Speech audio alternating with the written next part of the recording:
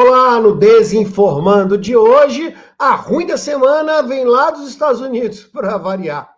No Essa Informa, uma pesquisa super legal sobre as ações de literacia midiática de Portugal e do Brasil. Aí no Fake Old, aquela historinha de caiu no chão, 5 segundos dá para comer de volta? Será? Desinformando está entrando na rede agora.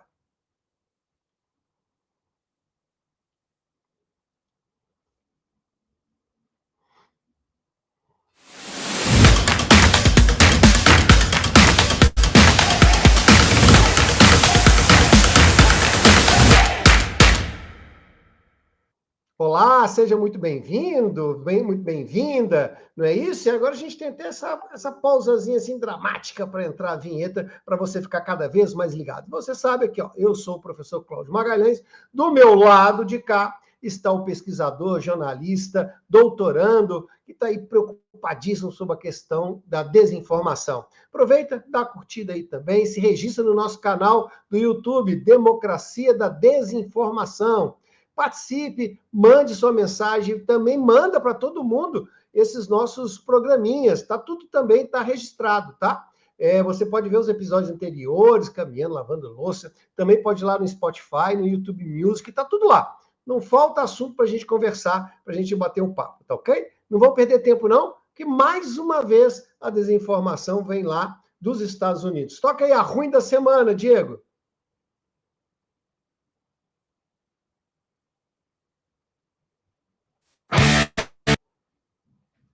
Nossa vinhetinha da Dani.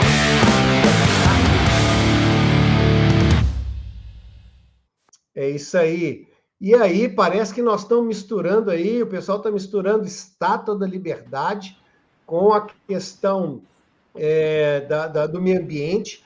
Há uma história, né, de que você consegue perceber ali em Nova York que realmente o efeito do aquecimento global está rolando, né? Porque eles estão muito próximos ali do Polo Norte, a água vai derretendo, vai subindo, mas teve gente que acha que não é isso, não, né? É a rapaziada lá da terra plana, como é que é isso?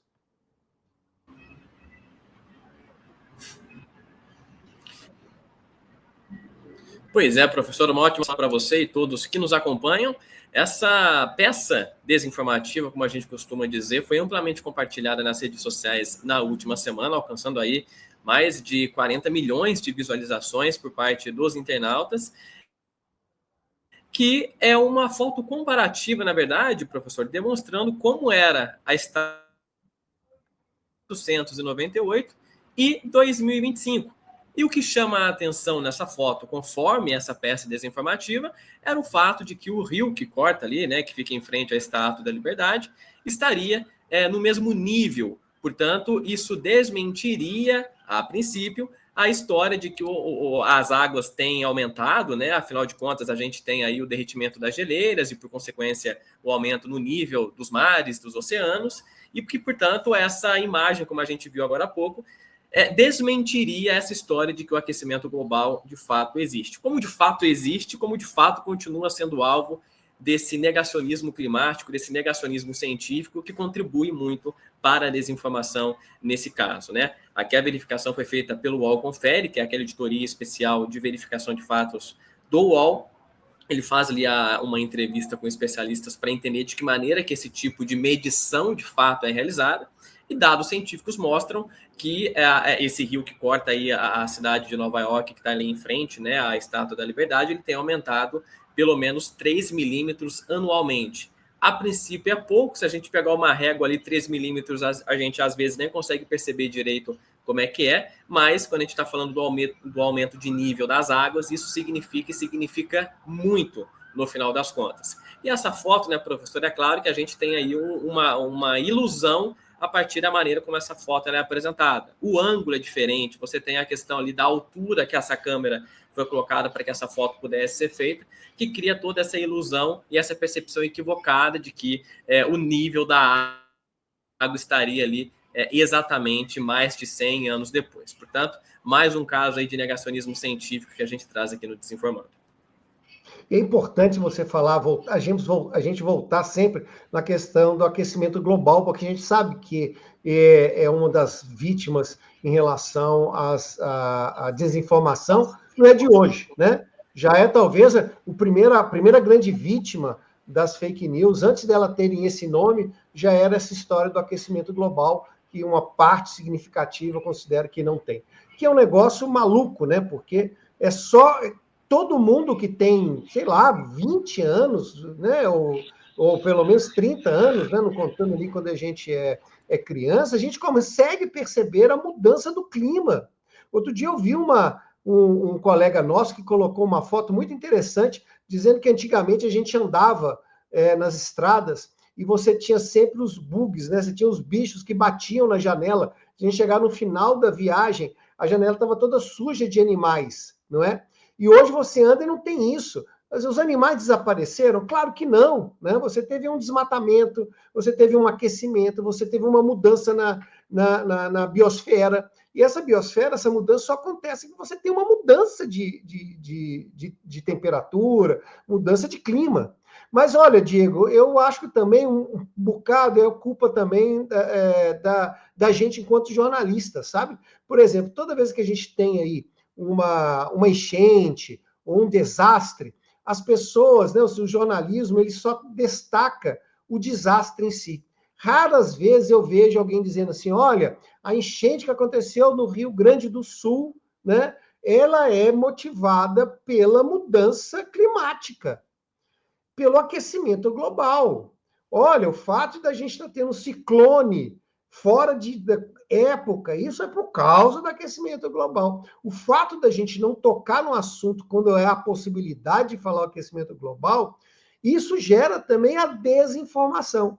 Como se, na realidade, esses eventos climáticos extremos sempre acontecessem.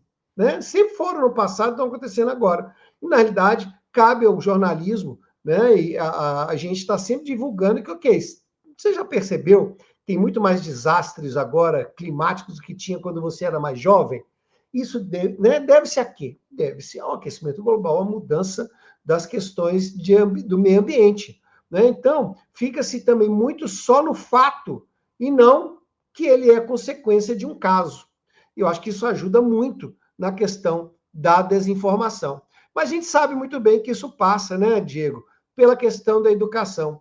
Temos coisas aí para a gente compartilhar com nossos conterrâneos além mar? Tá? No Essa Informa, né? No nosso quadro Essa Informa, que você sabe muito bem, é o nosso quadro que traz as pesquisas que falam sobre desinformação.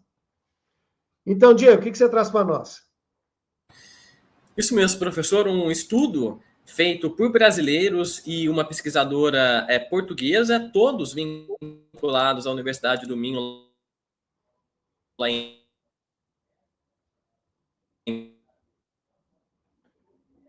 Braga, onde estivemos, é uma comparação das iniciativas de literacia midiática em combate à desinformação entre Brasil e Portugal.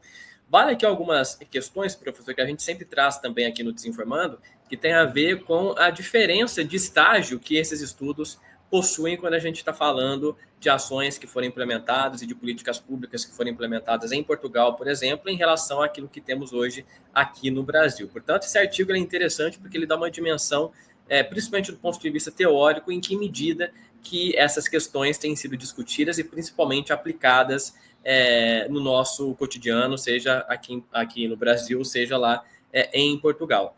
Mas a partir de um levantamento bibliográfico que as autoras fizeram nesse estudo, chegou-se à conclusão que existem duas grandes referências que tratam sobre literacia midiática, que de um lado a gente tem a Renée Hobbs, que é uma autora dos Estados Unidos, e por outro lado você tem a Unesco, que implementou a importância da literacia midiática, da literacia midiática e informacional, que é o conceito que a Unesco utiliza já desde 2010, que são utilizados aí como os principais aportes teóricos quando a gente está falando de literacia. Claro que a gente tem várias diferenciações, não somente de estudos, como também de políticas públicas entre os dois países, mas principalmente existe um ponto de convergência entre os dois contextos que diz respeito justamente a esse estímulo do pensamento crítico. Isso, aparentemente, é algo que está presente, que atravessa fronteiras, por assim dizer, no sentido de colocar a importância dessas discussões e, principalmente, desenvolver esse senso crítico no consumo de informações e, mais do que isso, na utilização desse tipo de conteúdo no nosso dia a dia, né? Muito legal. Então, pelo menos, você acha que nós estamos bem na foto, não? Também na foto, a gente começa a caminhar aos poucos, né? Em relação a Portugal ainda a gente está bastante atrasado, por assim dizer, mas a gente começa a ter pessoas preocupadas com isso, o que nos dá um fio de esperança no sentido de pensar e principalmente de criar possíveis soluções capazes de amenizar os efeitos que a desinformação nos traz. Você, inclusive, é um excelente exemplo disso aí também. Bom, legal. Agora, falando em educação, eu lembro que quando eu era pequeno, caiu uma comida e a gente sempre escutava assim, pega logo porque você tem 5 segundos para não ter a contaminação. Solta a nossa vinheta do fake old aí, Diego. Acho que todo mundo já passou por isso. Essa questão.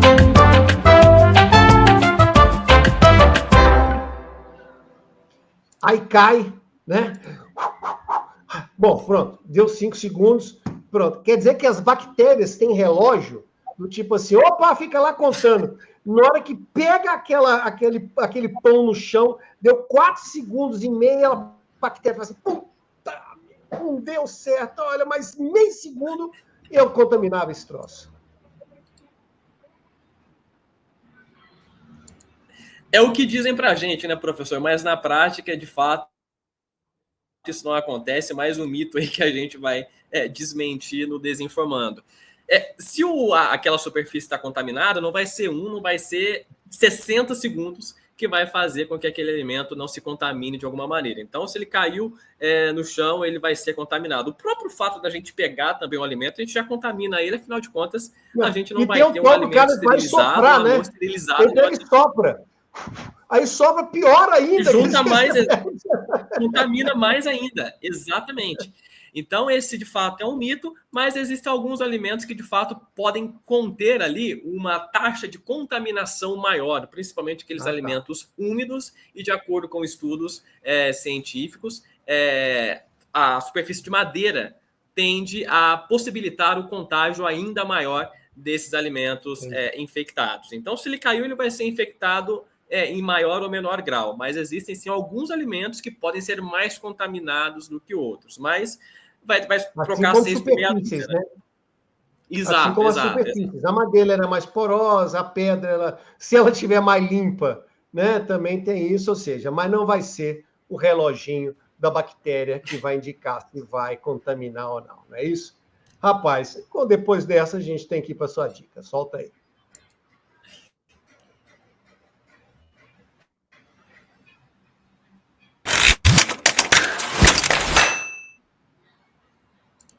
Além da dica de tomar cuidado para não deixar o alimento cair, né? O que mais que a gente tem hoje para hoje, Diego? Essas questões relacionadas a negacionismo climático, né, professor, negacionismo científico, principalmente voltada a essa esfera do meio ambiente, ela tem tido uma preocupação muito grande nos últimos anos, principalmente com as emergências climáticas que a gente tem, né? Hoje, nesse ano, a gente vai ter, por exemplo, a COP30, que vai ser realizada daqui a alguns meses em Belém do Pará, aqui no Brasil.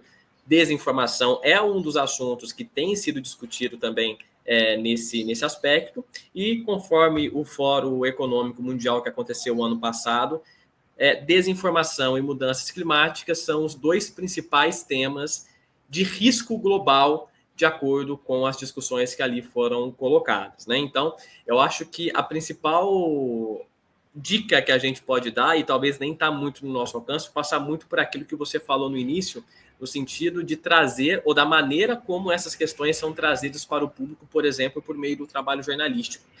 A gente já disse aqui no Desinformando algumas vezes de pensar a desinformação como um desvio ético, no sentido de desviar a atenção pública sobre determinado assunto em detrimento de outro. Em um levantamento que a gente tem feito, por exemplo, sobre a COP30 relacionada à desinformação em algumas plataformas digitais, a gente tem observado justamente isso.